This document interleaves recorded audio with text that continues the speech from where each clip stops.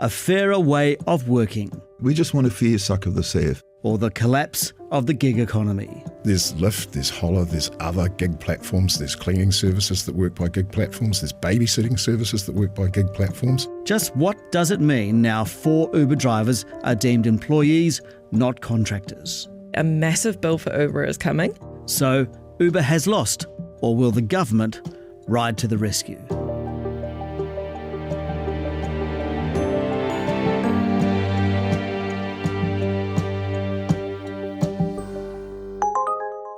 Welcome to the NBR Podcast. I'm Simon Shepherd. The court case was about 4 Uber drivers. Uber said they were contractors. The court found they were employees. At stake, the employment ecosystem of not just 11,000 Uber drivers, but the wider gig economy. It could be massively expensive. But let's start with just one rideshare veteran. Roscoe, what are your thoughts on the Supreme Court ruling against Uber? Well, vindication number one. Hi there, Uber for Simon. Yeah, that's right. Cool, thank you. Jump in, make yourself comfortable. We first met Roscoe last year when Uber lost its appeal against the original employment court finding that 4 Uber drivers were not contractors but employees. And this was how Roscoe described working for Uber back then. Effectively, and I can't emphasise this enough, they can do whatever they like. They can adjust the fares, they can sort of give you more work or less work. Totally, it's like a godlike situation. They can do whatever they like. We talked to Roscoe because he was recruiting 1,000 others to sign up for a future claim should Uber eventually lose that legal battle. And last week, it did. A Supreme Court ruling yesterday has confirmed 4 Uber drivers who first took a case against the rideshare company in 2022 are actually employees rather than contractors. 4 years of what's been a lot of effort on behalf of a lot of people, not just the legal people involved, but the drivers that come into meetings and working this through. So, number one, it was a great victory and vindication that we were on the right track. The 5 Supreme Court judges were unanimous. In a nutshell, what the Supreme Court found is that the Court of Appeal did not get it wrong in the earlier judgment when the Court of Appeal determined, as the Employment Court also determined, that 4 drivers with Uber are in fact employees and not contractors or some other status. Shelley Eden is the principal of her own employment law practice. Uber contended that its drivers weren't employers and that it wasn't an employer, that they were contractors. Did it have its own description of what the drivers were? Well, so it's quite interesting because their first port of call was that they don't have a relationship with the drivers whereby the drivers provide driving services on their behalf. So what they were saying first is essentially they're not our workers. What they were saying first is that we provide they're possibly still saying it, we provide a rideshare platform that enables drivers and riders to contract together. But we do not ourselves provide transport services. Right, so it's a matchmaker. Exactly right, Yeah. exactly right. And then the backup position was, if that's not held by the court to be correct, then they're contractors. Okay. All right, and now it's been determined that they are employees. Mm-hmm. What does it mean for just the 4 drivers that took the case? Well, so for the 4 drivers, so for the past however many years they've been with Uber, they've been operating as if they were contractors, paying their own tax, deducting vehicle expenses, acting as a self-employed person does. What the court has said is no, in reality, in actuality, you were employees this whole time. So what that means for them is that they ought to have been receiving holidays, paid holidays and holiday pay. Yep. They ought to have been receiving payments, extra payments for working on public holidays, paid sick leave, paid bereavement leave, potentially parental leave, and also family violence leave. That's a lot of leave considerations or entitlements to take into consideration. How do you determine when you're working in a flexible job how much you're owed? That is a very difficult and technical mathematical question. Yeah, but it can be done. In the driver's seat of this claim is the union, Workers First. From your calculations initially, back of the envelope, how much can the 4 drivers claim? It's quite varied because it depends how much driving they've done and for how long. Anita Rosentreter has been leading the claim action. So if, for example, they did very little driving and for a short period of time, then it could be, in the singles of thousands, basically. But if they've been driving full-time for a number of years, then we have one example of a driver who we think is owed well over $100,000.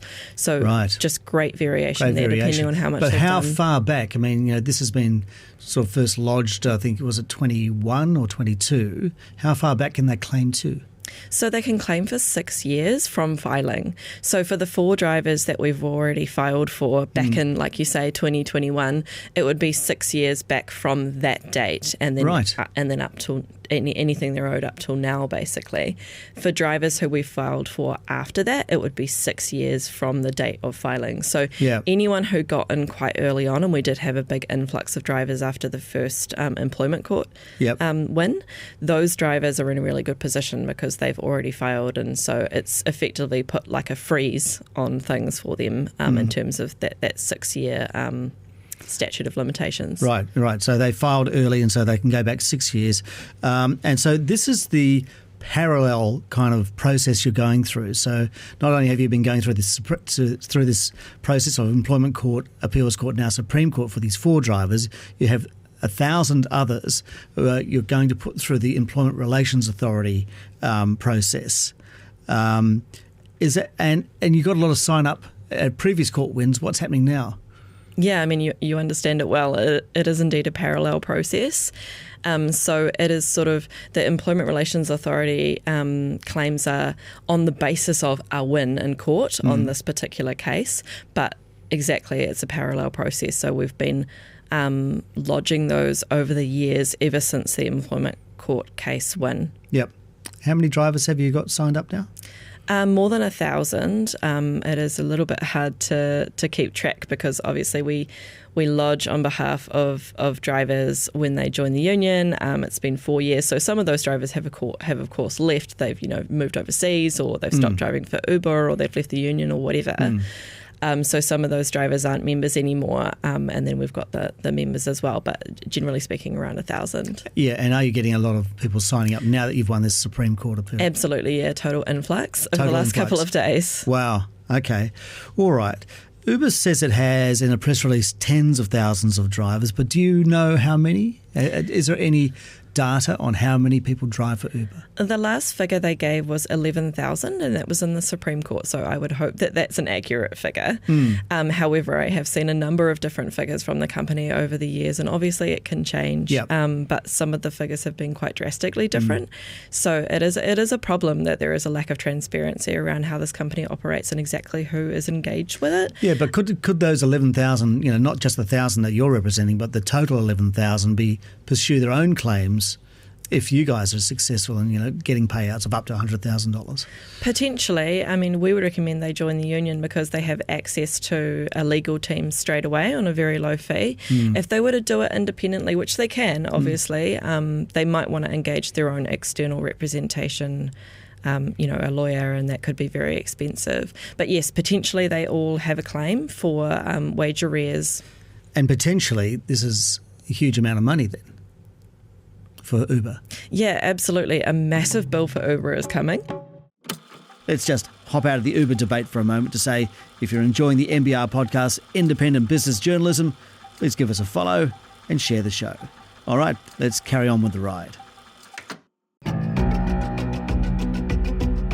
A similar situation occurred in the Swiss capital, Geneva, in 2022. After the Supreme Court there found Uber drivers were employees, Uber had to pay $78 million to meet its employer obligations. Most went to the government, but $10 million went directly to 627 drivers. It's a fine line between pursuing what the entitlements of these drivers, and then the company saying, well, I can't afford to do this, so I'm just going to bolt. Yeah. I'm going to leave. They have threatened that in a number of different jurisdictions around the world, and more often we've seen that their threats have been empty and that they've just adapted to whatever the new way of being is. So they do want to be here. They do want to be making money in the New Zealand market. So it's really the onus is on them now to figure out how they're going to do that. Uber isn't giving interviews, but did say in a statement, "We are disappointed by the court's decision, which casts significant doubt on contracting arrangements across New Zealand. Independent contracting is a cornerstone of not just Uber, but also our broader economy, from tradespeople and creatives to IT consultants and health professionals. And hundreds of thousands of Kiwis value the freedom and control it provides. Yeah, well, it's been watched very closely, not just locally, but around the world. Alan McDonald is the head of advocacy at the Employers and Manufacturers Association. Senior executives have actually been flying in and out to have a look at the court case at various times. It does have, I think, pretty serious implications for the gig economy that I think we're probably going to have to move pretty quick on unless things are going to get very expensive very quickly. All right, well, let's walk through that. How could they get expensive very quickly? So this case has been right through the system. It's gone all the way to the Supreme Court. Yep. It says it's 4 drivers, but my understanding is there are a large number of cases about already 1,000. pre-prepared and ready to go. Yeah. So the government has in plan a change to the law because we've been looking for clarity around what defines a contractor for a long time, particularly with the gig economy. Now, the implications are that you load up the system. Now that it's been approved by the Supreme Court, it's not quite a rubber stamp, but if you lodge a case and the case is proven, then you are eligible for maybe up to 6 years holiday pay, for example. Now, as you said, there's 1,000 claims lined up. Yep. Multiply that by 6 years. That's just Uber drivers. That's just Uber drivers. But there's Lyft, there's Holler, there's other gig platforms, there's cleaning services that work by gig platforms, there's babysitting services that work by gig platforms. Right. So all of those are potentially caught up in that. And then there's the wider implication for the actual contracting base, so people who are contractors, for example, fixed-term, long-distance trucking routes, right? People scrap to get those because they're good, but they potentially, they only have one employer. Right. You could extrapolate that out to subbies on building sites, courier drivers, taxi drivers. So that's taking it a long way. But this one is just the implication for the gig economy. That's right. I mean, are you sure that you could extend the implications that far? Well, I think because it starts with 4 drivers, could go to the rest of the Uber drivers. I'd be willing to bet somebody tests it. Okay. So the potential challenges for companies that are in the gig economy are what? Yeah, well, they're now employers. So that comes with holiday pay, sick leave, all of that, bereavement, all of those things. And for them, if they have to, they're used to a way of working that says when you log on, you're a contractor. When you log off, the contract's end. So the ruling looks like it says when you log on now, you are an employee. Yes. But when you log off, does that mean you resign? And many of those drivers actually work 3 or 4 platforms, or 2, 3, maybe even 4 platforms at the same time. So are they an employee of all of those companies while they're logged on? Simultaneously? Yeah. Is that what you're questioning? Yeah, so it's not uncommon for them to be looking at Bolt or Ola or Lyft as well as Uber. So they do that. So does that make them the employee of all those companies at the same time? Well, suddenly it might be really profitable to be a rideshare driver. It could be, yeah. Okay. We've both got future careers. Isn't this about, though, control? So the issue is control, that Uber has the control of the driver whilst they're logged on. They set the rates, they decide the rides, all those kinds of things. It's not about flexibility, because you can have flexibility in other jobs, if you're a part-time worker and you need flexibility for whatever reasons. Yeah, it's about control. So there's a piece in there around intent, because I think having read the judgment, and our legal team's been through it because we've got our own legal practice as well, and it's quite clear in there that at least 2 of those drivers, their expectation was they were contractors. They were working as a contractor. That's what they intended to do. I think they even said it in evidence that they accepted they were contractors because they liked doing that. So there's an intent piece in there as well. So but all the law looked through that. Yeah, the law through the contracts. That's the bit of clarity that we've been wanting, because you can, as has just been proven, you can look through that and say, well, actually they're an employee. Yeah. But that wasn't the intent of the employee at the time. And that brings us to the government. Its legislation to clarify who is a contractor is due next year. Uber wants it to be retrospective, to cover the previous 6 years, perhaps to avoid new claims. But in return, it suggests any claims laid before the draft law was tabled in Parliament, like those 1,000 Uber drivers, would not be affected. Here's Employment Minister Brooke van Velden's take. I think New Zealand does need to ensure that we have a gig economy, that we have flexible work. And that's why I'm creating a new legal test to give businesses more certainty that they can use contractors. I'm not intending things to be retrospective.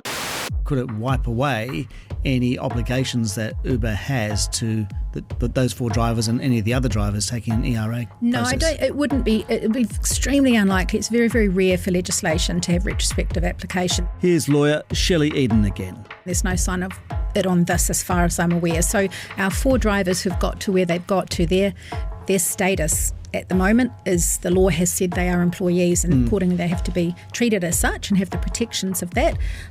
If the law changes early next year or the year after, whenever it's going to change, that won't change their status. It won't sort of backdate it. So this is maybe what the outcome will be. Would we have had this change in legislation if it hadn't been for the Uber case? So I don't know that for sure. I mean, or possibly at all. I do know it is fairly widely believed that this was in direct response to that case. The union wants the draft legislation scrapped. I think that early indications are that this government is siding with Uber, a global corporation that barely even pays tax in New Zealand, over tens of thousands of New Zealanders who either currently drive for this company or have previously driven for this company. That's greatly worrying to me. So I would hope that they will see the light and do away with this bill, because it would be a greatly damaging piece of legislation. We heard earlier how Geneva had reclassified its Uber drivers. It's not the only country. The highest court in the land ruled Uber drivers must be treated as workers rather than self-employed. In the UK, drivers now fit into an extra category. There's employees, contractors, and now workers. And the union here says, I don't think that's the way forward. Generally speaking, the way that third category works is that it's introduced as a substandard category to employment.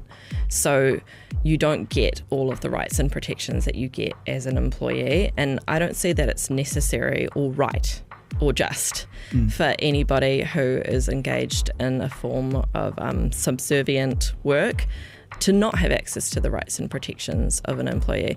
When it comes down to it, we have to remember that what we're talking about is the minimum wage, right? Mm-hmm. No less than the minimum wage. And some basic forms of leave, the right to join a union, collectively bargain, and the right to challenge an unfair dismissal. There's a lot of other things there. But basically, I think most New Zealanders, if you ask them, should we all have those things? I think they would agree that we should. And here is Alan McDonald from the EMA. I think that's where we kind of got ahead.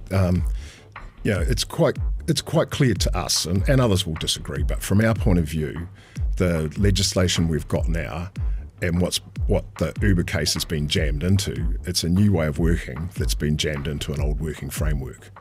And some groups support that. That's fine. That's what they're there for. Others don't. It's a new way of working. I think we do need a new definition of how we work with those gig platforms, because it's not just Uber, and there'll be more coming.